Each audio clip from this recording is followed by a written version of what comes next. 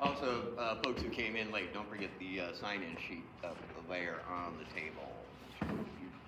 Your name on that for me as well. Okay. Is there anybody who has never opened a paint can before?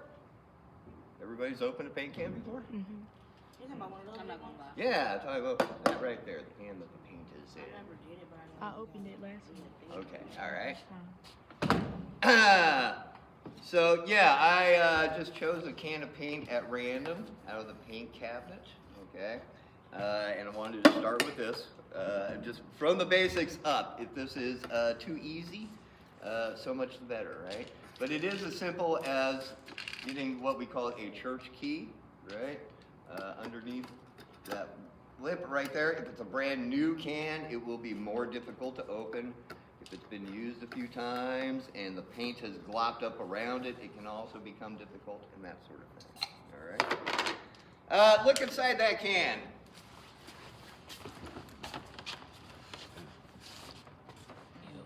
Looks kind of gross, doesn't it? Call that separation, okay? The pigment and the suspending oil have separated from each other, and it's still good paint. It just needs to be mixed back up, okay? There are mechanical devices for doing this, but I am a fan of the old-fashioned stick in the can of paint and elbow grease, and just stir, stir, stir, stir, stir. You'll see it's streaky at first, depending on how long it's been since it was last used will determine how long you have to work at it. You can't see it from sitting down, but from standing here you can see the swirls of pigment. And basically it's just a matter of continuing to mix it and mix it, getting all the way down to the bottom of the can, coming back up. Be careful, you don't want to start flinging it over the edge of the can into different places and that sort of thing, until you have it sufficiently blended and you're not seeing streaks through it any longer. Fortunately, this one is fairly recently used and it mixed back up pretty quickly. I like to scrape the excess paint off back into the can whenever possible. And then this stick right here. Typically you'll do this back in the paint area, not out here on stage. Right, okay. And back in the paint area, there's a bucket full of these sticks sitting right next to the sink. Once you've used it, it's all right just to go ahead and put the stick back into the bucket. You don't have to wash it off or anything like that. Just be careful that when you take a stick out of that bucket, check and make sure it doesn't have wet paint on it, because that is a possibility, okay? From time to time, purge all the old paint sticks and get a whole bunch of new ones in there, kind of thing. Okay? Did you have a question? No. Okay. All right. So there we go. All right. So it's always a good thing to have all the items you want to use out before you begin. Okay. There are a number of small containers back there in the paint area. I encourage you to use small amounts of paint. You can always get more, but it's difficult to put it back in, okay? The other thing is if you desire to mix, look, the paint world back there is open. I don't care what colors you use. That's up to you, right? That's up to you and your aesthetic and whatever you feel like doing. You want to go red, white, and blue, do that. You want to go purple, orange, and pink, do that. Doesn't matter to me, okay? It's just exploring and playing around with the technique is what we're after here. We're not even after good art or anything like that, right? It's just getting some experience doing these things is the point here, okay? Not even necessarily the quality of the product. I will tell you right now, I am not a scenic artist. This is not how I do my thing, right? I've done this before, I've been trained how to do this, but I have not painted anything other than base coats and underlay for wood grain in years, okay? So I'm not really the person to judge. I can teach you how to do these things, but I am not telling you that I am necessarily very proficient at them myself, right? Okay, full disclosure going on, all right? And that's why I even came in a couple of days ago and did sample pieces to kind of train myself back in, and it's not a bad idea for you either. I just took my flat and marked off 6 sections and said, okay, this is my test section where I'm going to play around and goof off and just do things, right? And then once I figured out what works best, I'm going to come over and do this side, okay? And you can do something similar to that, right? As opposed to trying to find a piece of something else to test on, right? Just use half of your flat for a test, the other half, you know, to do something else. You can always paint over. That's kind of the cool thing about paint, is that if you screwed it up and you don't like it, it's paint. It's not permanent. You just paint over the top of it and try again, okay? It's just that simple. It's just that easy. All right, so there were my tests. And so what we're doing is we're going to do a rag roll. That's what we have here. A spatter / splatter going on here, and a wet blend. This is not a very good wet blend. The colors are too close to each other for it to really show very well, okay? But those are the 3 different techniques that I'm going to demonstrate for you at the moment, okay? Let's do the wet blend first because it is the cleanest of them all, okay? I'm just going to set this down here for right now. I am only using 2 sample colors today just to conserve the number of brushes and other things that get dirty so the cleanup is more minimal. You can use as many colors as you like, okay? You are not constrained in number or type of color, all right? So I have kind of a really vibrant yellow out here today, and it's a complementary color. What's the complement of yellow? Artists? Purple. Very good, purple. Speaking of purple, it's imaginary. Did you know that? Purple does not exist in nature. It only exists inside your brains. It does. It's purple. It's lavender. Lavender is not purple. Eggplant. Lavender is a subset of blue, right? And it is a natural wavelength of light. It has its own individual distinct frequency in nature, but purple does not. Purple is what our eyes do when it sees blue and red in combination with each other. There is no wavelength in nature that is purple. So our eyes go, what do I do? What do I do? What do I do? I'm going to fuse them together. And the result in your mind is purple. It's really cool. It's interesting stuff. Purple is one of my favorite colors because it's completely imaginary. It's cool. All right, so I'll go ahead and do the wet blend first, okay? Chip brushes are plentiful back there. You need to make sure you wash your brushes. Who does not know how to wash a brush properly? I know some of you do because you've been taught. I've seen people doing it already. Who does not? Please be honest with me if you don't know how to properly wash your brush. Don't you just run it through water? What's that? Don't you just run it through water? No, you do not just run it through water. I said water and soap. Water and soap, right? Until what happens? Till the paint runs out. I mean, you squeeze that brush, and as you're squeezing it, the water is running clear into your hand. There's no trace of color, no pigment, nothing whatsoever. It's just clear water running into your hand, yes. Yes. Now, with these chip brushes, it's not as big a deal, right? It can be. With these types of thicker brushes, it is a major thing sometimes to get a comb or a wire brush so that you're making sure that you get inside. It's not just the paint that's on the outside that matters, it's the paint that gets up inside the bristles as well, okay? And using one of the wire combs or one of the wire brushes can help you get that stuff and strip it out. Eventually, all brushes will stain. You can see this one right here that has the white up in this neighborhood up here. That's going to happen eventually to all brushes. The more we can delay it, the better. Okay? All right, so for a wet blend, it is called a wet blend because, yeah, more than just the paint itself, you're actually getting a little bit of water on your surface as well, and dampen and moisten the surface. These have all been pre-coated, right? You do want to put down a base coat of paint before you do an actual treatment on it, okay? This lumber will soak up the first layer of paint. In fact, all of these got 2 coats of base, and you can still see how streaky the red and the green kind of are, right? The color of the base can affect what goes on top, obviously, right? For example, a simple purple spatter on a white field would look a lot different than it would over here on top of the red, et cetera, right? So there's artistic choices to be made based on your understanding of color theory, which I am not necessarily here to teach at the moment. But understand that the base coat does affect what goes on top of it, okay? That is why a lot of times we like to base coat in white because it is neutral. Right?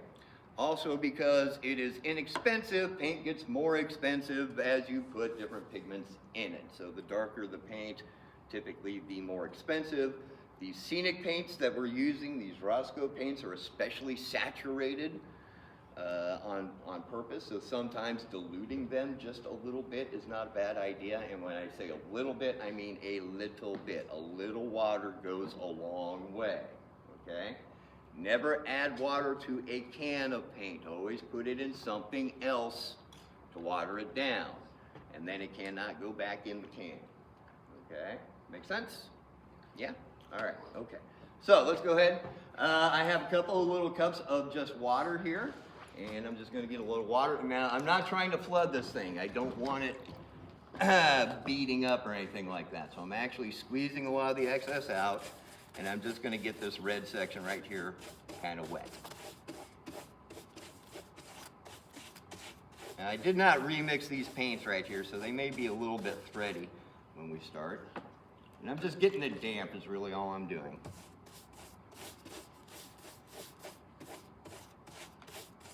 Okay, I'm not going to use this brush. I'm going to keep that brush over there. I'm going to grab 2 other brushes, actually, one for each color of paint that I'm using. Okay, I'm going to dip those in the water briefly. I don't want to get them too wet. I just want to get them a little damp before they go into the paint itself. Okay, I'll pick up a little bit of yellow on this one, and I'm just going to chunk a little yellow in there in a couple of spots. Right? Pick up a little bit of purple on this one, and just chunk in a little purple in a couple of spots. All right. Now I'm going back to that wet brush that I started with, okay? And I'm just going to start moving that through those fields of paint gently. And then I can come back and say, okay, I want maybe a touch more purple in up here, all right?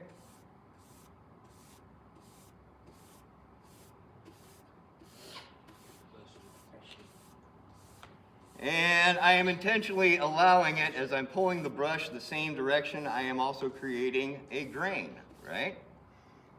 You see that grain that it is creating? Yeah? Okay. Where'd my yellow one go? I put it up here.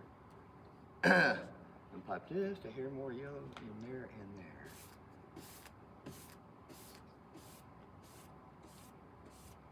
So essentially what we're doing here is we are creating highlights and shadows, okay? And it's really just that simple right there. I'm just gonna go ahead and have 2 cups of water up here. This one I'm just using as a brush cup, basically. This one I'm trying to keep clean for right now. All right?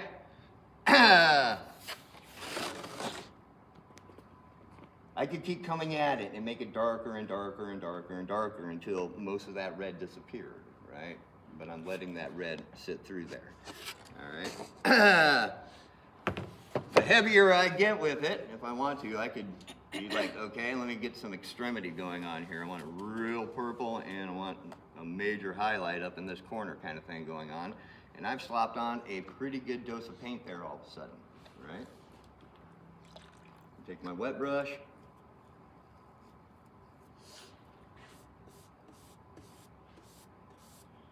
And now I'm actually taking a little bit of the paint back off, right?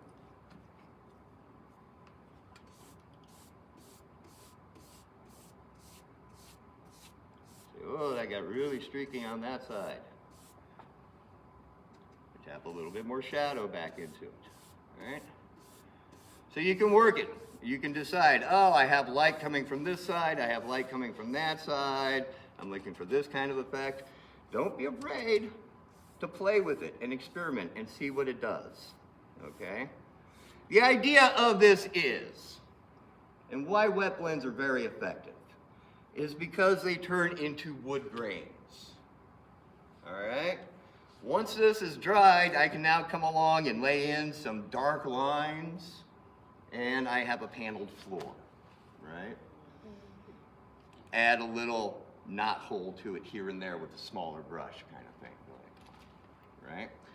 And if you look at different wood types, you will see that they are combinations of reds and yellows and streaks of purple through them with an undertone, right? So that's kind of what we've created here, actually. These are actually colors that you will find in Amazon heartwood. A dark red, a high purple highlight, and sort of a really dark purple shadow in them, right? Not a great representation of it, but that's more or less what it looks like. It is a wet blend, so it does take a while to dry. Okay? Maybe a little bit longer than some of the other methods that we'll be looking at. Okay. That's a wet blend. Everybody good on that? Yeah. Mm-hmm. All right, cool. Knock a little of the excess paint off of this brush right here. Okay. Splash. I am trying to minimize my splashing here as best I can. All right, the rest of them get kind of messy, so this might be where you want to go ahead and employ the nitrile gloves.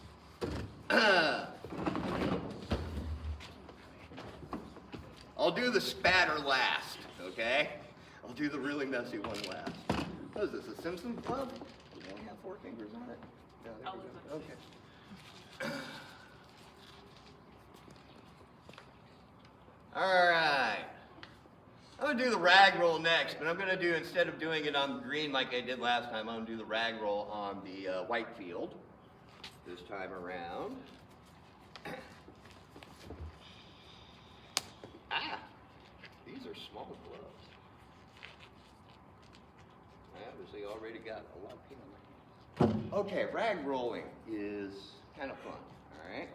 And it's one that I really encourage experimentation with, okay? This is just a scrap piece of, what was it, like half-blend cotton polyester that my wife had sitting around the house, right? So I just grabbed that. Like kind of like muslin, like sort of a soft, medium weight muslin kind of thing. This is an old pair of socks, washed, but an old pair of socks that I just tied into knots at the end to kind of keep them together, okay? The idea of a rag roll, which is kind of what you're, not kind of, but this is a rag roll here, not a particularly good one, but you can see how it's blotchy and splotchy and not consistent, kind of has this sort of blocky texture to it, right? And that's what rolled up fabric will provide you with, okay? So it is one of the messier methods, and it involves just dipping your item directly into the paint. You're not trying to get it soaked, right? You're not aiming for completely soaking it. You're just aiming for distributing a layer of paint upon it, okay? I'm just gonna make sure that I kind of get it into some of those crevices and cracks. Oops. Just got yellow in my purple.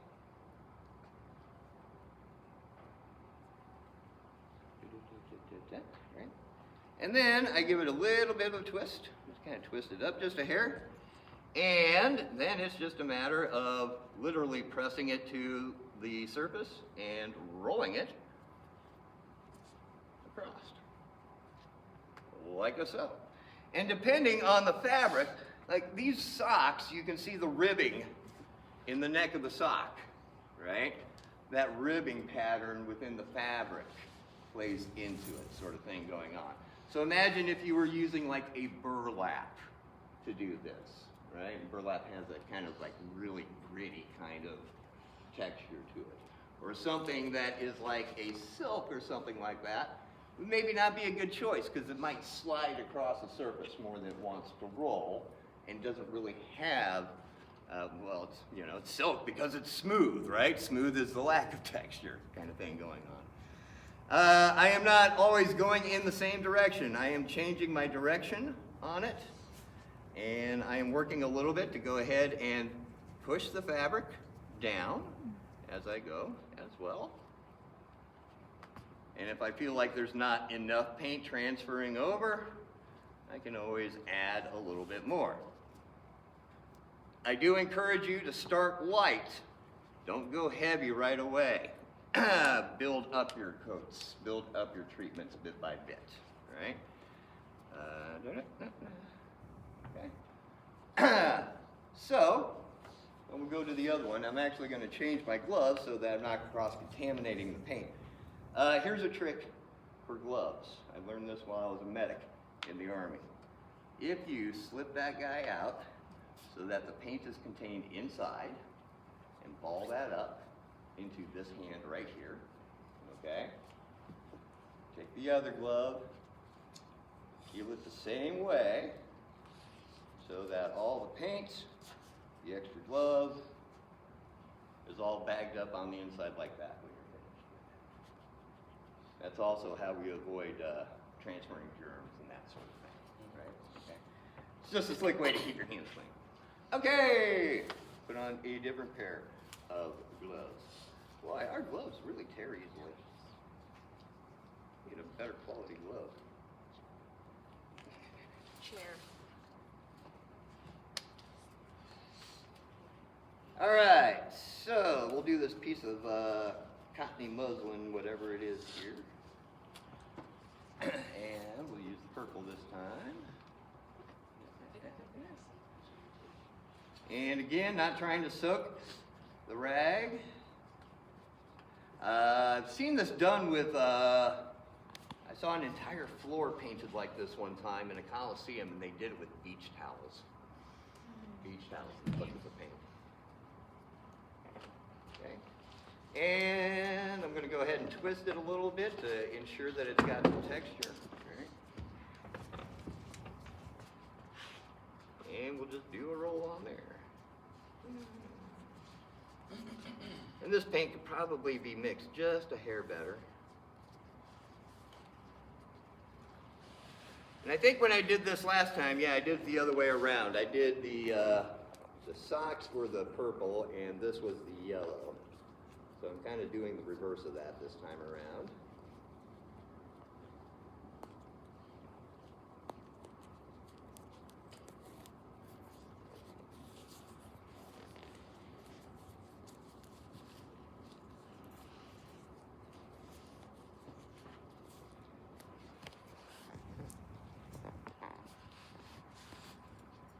There we go. Get a good press on it like that. All right. Nice. Looks really difficult, doesn't it?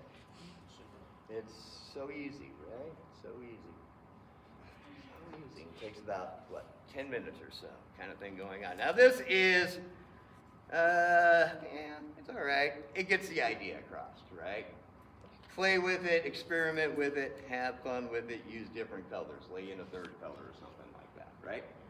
On all of these treatments, use at least minimum of 2 colors. Minimum. You can't do a wet blend with 1 color. That doesn't even make sense, right? So use at least 2 colors on each treatment, okay? All right, last one. This is the messy one. This is the one where you can get some paint going in places, okay? So I would probably advise that you're going to continue facing this way, but you may want to leave a cone like so. I'm going to try not to get violent with this, but I will tell you that if we were doing something like the entire stage floor with a spatter technique, we would literally have people standing on the stage flipping brushes like so. Alright? Someday I will wear my spattered shirt that I wore one day to a call that is multiple dots of green and yellow. Alright, for this one, you want a brush that has a little bit of flippiness on the end of it, okay? Maybe you've done this in art class before, right? This little tap. Who's done this before? Who's done this in like art class in grade school? Anybody? A few of you? A couple of you? That's basically what it is. But kind of the thing is you have to be a little bit careful about how much paint gets loaded into the brush, okay? If you've got too much on there, you'll get splotches like this, right here, okay? And that's not really what we're after. We're not really after, I did this on purpose to show you what happens when you go with an overloaded brush, what can happen, okay? What we're actually after are little, small, fine dots and flecks, okay? So, I am just getting just a little bit of paint, and before I start doing anything else, I have a spare scrap of lumber here, and I am actually going to tap some of that off of it, okay? Then I'm coming over my item, and a little bit more. I took a little too much off. I'm being cautious when I start here is kind of the thing, right? And it's just, yeah, I don't like the consistency of this paint. It's not agreeing with me. So I'm going to go ahead and wet my brush down a little bit. And I am also going to take a little bit of pigment and I'm going to work it into the brush just a hair. Okay? I'm going to come over here and I'm going to tap on this and see if that's getting, yeah, that's better. There we go. That's what we're after. So the paint was a little on the viscous side, so it wasn't coming off. It was coming off in globs, and it still is just a little bit, a little more water, just to kind of thin it out. And you see how conservative I'm being with this paint, right? I mean, I really am sneaking up on it. If I go too hard and too fast, I'll probably just screw everything up. So, you want bigger dots, you get more aggressive with it. You want smaller dots, you get small with it. It's all about patience sometimes, right?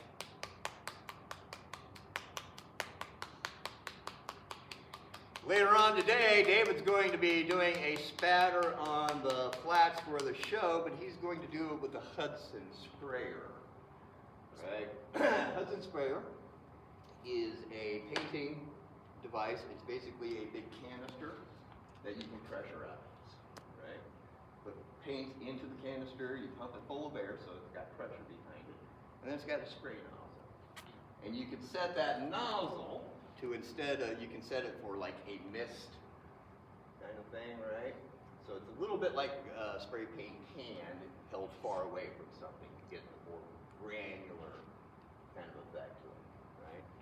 You can do this kind of effect with it, and you can do it faster and over a larger area, much quicker kind of thing going on. Right? Okay, so there's my yellow spatter. I'm going to call that good for right now. I'm going to go ahead and get a little of the yellow out of this brush.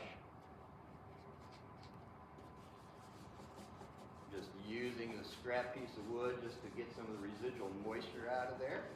Would we be using the floor? What's that? Would we be using the floor when we're actually painting our flat? You don't have to be on the floor if you can find a way to elevate. Okay. Right? Obviously, there are things like we don't want you using the table saw as your elevation, right? It may be easiest because of our organization right now. You know, the floor is maybe the most available place, but you don't have to do it on the floor. You find a comfortable place. What can I say? Yeah? Does that make sense? Does that answer the question? I hope it does. Okay, let's do the same thing with the purple here. Take a little of the excess off, and we'll start easy with it. See what it does. Not doing anything. We'll get a little more aggressive with it. So this is why you want to make sure that you're using a brush that has a little bit of flip in the bristles. If you're trying to use a brush that is stiff as a board, you're not going to get the little flippy action out of it that is necessary. And you can see as I keep on doing this, everything starts to get linear, which may be a good thing, may be all right, but it may be that I want to alter my angle also to scatter that pattern and break it up a little bit more.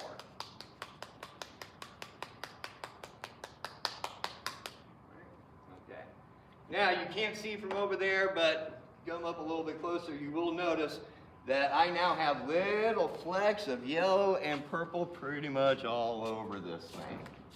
Okay? If you want to be able to avoid that, it is finding a scrap piece of lumber, right? Or a piece of like craft paper or something to lay over the top of your previous sections. Or do your spatter first and then move on to the other pieces so that you're covering that spatter up as you go. Just be aware that if you do it last, that you need to think about how you protect the rest of the surface, because as you can see, it's not overly controllable. And the more aggressive you become with it, the further the paint can go. And it's not just going towards, it is also coming back. Okay, so be aware that if you're getting to, you will potentially be spattering back on yourself. Okay, so it is a messy process. It is a messy way of doing things. All right, but you get a cool result out of it. Okay. All right, those are the 3 techniques that I would like you to use for your samples.